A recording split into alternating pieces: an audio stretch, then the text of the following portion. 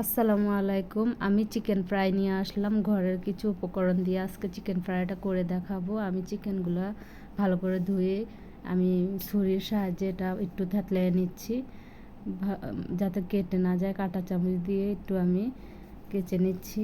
সবগুলা চিকেন আমি একইভাবে করে নিয়েছি।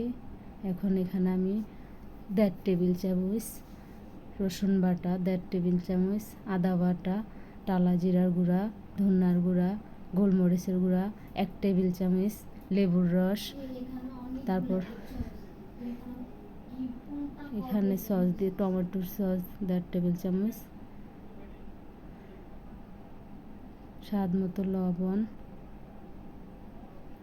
মরিচের গুঁড়া, এগুলো সব কিছু দিয়ে আমি মেখে নিলাম।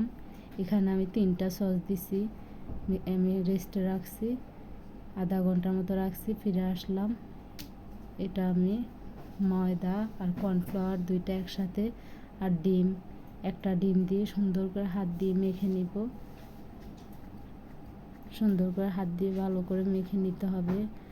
আপনারা বাসায় একবার ট্রাই করবেন। আমি চুলাতে তেল দিয়ে দিছি, ফ্রাই প্যানে তেল দিয়ে দিছি। আমি এখন এটা ভাজবো।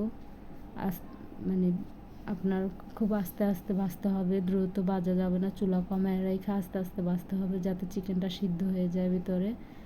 আমি খুব সুন্দর করে এটা ভেজে নিব, বাদামি কালার করে। আমার এটা ভাজা হয়ে গেছে। কীরকম